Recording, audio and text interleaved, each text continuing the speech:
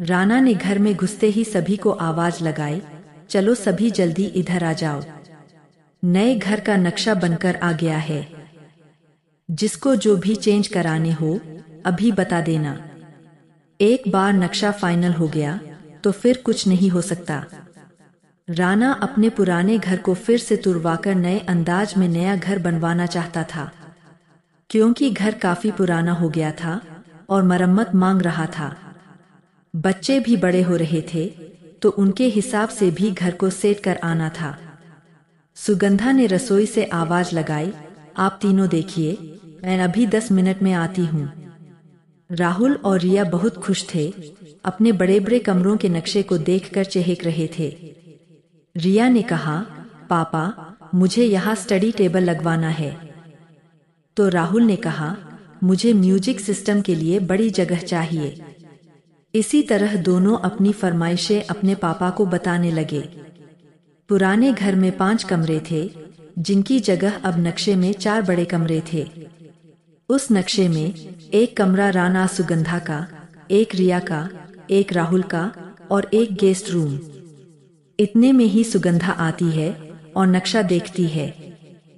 राना और बच्चों से कहती है, इसमें एक सदस्य का कमरा तो है ही नहीं। सभी उसकी तरफ आश्चर्य से देखते हैं। बच्चों ने कहा, किसका कमरा नहीं है माँ? सुगंधा ने कहा, तुम्हारी मंजू बुआ भी तो इस घर की सदस्य है।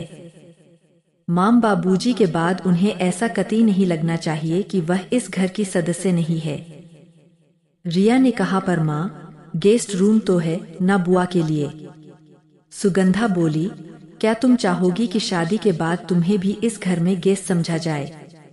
बेटियां कभी पराई नहीं होती, उन्हें शादी के बाद भी इतना ही अपनापन और सम्मान मिलना चाहिए जितना कि शादी से पहले। इतना सुनकर सभी चुप हो गए। राना ने सभी की चुप्पी तोड़ते हुए कहा, तुम्हारी माँ सही कहती है, बुआ भी इसी घर की सदस्य है और हमें रिश्तों का सम्मान करना चाहिए। फिर क्या था, सभी ने नए सिरे से अपने कमरे थोड़े छोटे छोटे कर बुआ के कमरे की भी जगह निकाल ली और साथ ही बुआ के कमरे के साथ एक छोटे से प्यारे से पूजा घर की भी जगह निकाल ली, जो ठीक माम बाबूजी के कमरे की जगह पर ही था। कुछ समय बाद घर के मुहूर्त पर जब बुआ घर आई तो सबसे ज्यादा खुश आज मंजू बुआ ही थी, क्योंकि आज भी उन्हें इस घर में अपनेपन की महक जो आ रही थी और अपने कमरे से जुड़े पूजा घर में उन्हें माम बाबूजी के होने का एहसास आज भी हो रहा था।